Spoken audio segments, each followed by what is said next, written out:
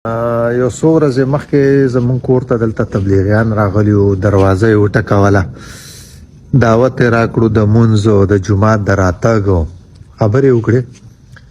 وایي جومات ته به ماښام ته راځې. هلته ما ته ما چې نه بلکل نه، ما خو جومات کې ملا پسې مونځ پرېښی دی. وایي ولې واجبې ما نه دي؟ وایي دا څه وایي؟ وایي ته ملا له چې بېمانه وایي. ما ته ما چې ښځه ما چې هغې وجه له لوجیک لرم. ما ته ته راته دا وایه قرآن هم حدیث هم وایي، تاسو هم وایي یا نه وایي چې بېمانه انسان پسې مونځ نه کېږي؟ وایي هو بلکل نه کېږي. ما ته چې خدا راته وایي چې کوم انسان حق نشي ویلی هغې ته څه وایي؟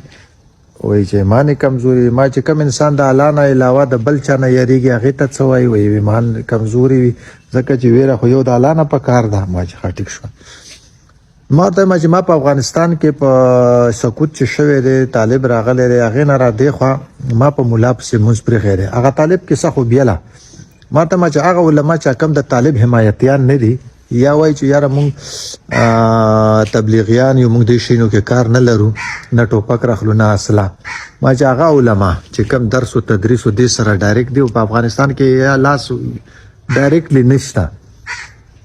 ما ورته وایم چې ګوره زه چې جومات ته لاړ شم، هلته مونځ چې وشي ډېر علما راوچت شي، وایي الله د طالبانو له بریالي ورکړي. ما ورته وایم چې طالب له چې بریالي ورکړي، مطلب دی طالب خو زما خور لور ماشومان زورولي دي، ویشتلي دي، په دماکو کې په الالې یې کړي دي، مرګونه یې کړي دي، سبقونه یې پې بند کړي دي، بشري حقوقونه یې دې اخیستي دي. نو ما ورته وایم چې یاره دا چې ما ته دعا کوي، زه څنګه ووایم چې زما ورور چا وژلی دی، هغه لا د الله بریالي ورکړي. یو خبره. بله خبره مې ورته دا وکړه، ما ورته وایم چې یاره تاسو د جومات ته چې لاړ شم، هلته د فلسطین دپاره اکثر دعا کېږي، د کشمیر دپاره کېږي، چې کوم ریاست پالیسي وي هغه هر څه دپاره خو دعا کېږي. خو ما ورته وایم چې دلته یو څو کیلومیټره لرې خیبر دی، وزیرستان دی، او ما چې زرونه کیلومیټره لرې فلسطین تاسې ته ښکاري. که زه درته ووایم چې زه یاره که ته خبر نه وي، خو زه به دې خبر کړم زه چې یاره ما سره په خیبر کې دا ظلم روان دی، ډرون حملې کېږي، سکول ماشومان، ایون مدرسه چې کومې مدرسې له ته ما راغواړي چې راشه درس له کښېنه، هلته ډرون اټیکس وکړي، ماشومان پکې مري، بازارونو کې، کورونو کې ښځې ماشومان، په وزیرستان کې هر ځای کې. ما ورته وایم چې ته لاړ شه ممبر ته، هلته نه ته دومره خبره وکړه چې په دې وزیرستان کې څوک ظلم کوي، څوک زیاتې کوي، څومره خلک وژل کېږي، په خیبر کې دا ظلم زیاتې څوک کوي. نو زه به په تا پسې مونځ هم وکړم او دس هم وکړم. نو که فرض کر ته نشې ویلی، نو ته راته دا ووایه ته بیا د چا نه یېرېږې؟ د چا د ویرې؟ د الله د ویرې خو دا شاید خوله دې نه ده بنده کړې. نو زما په خیال خو دا چې ته نشې ویلی، سپیکر ته نشې ختلی، ما ورته وایم چې دا ته د چا د ویرې هلته نشې ویلی؟ نو انسان چوپ شو، داسې راته ګوري بلکل داسې سون.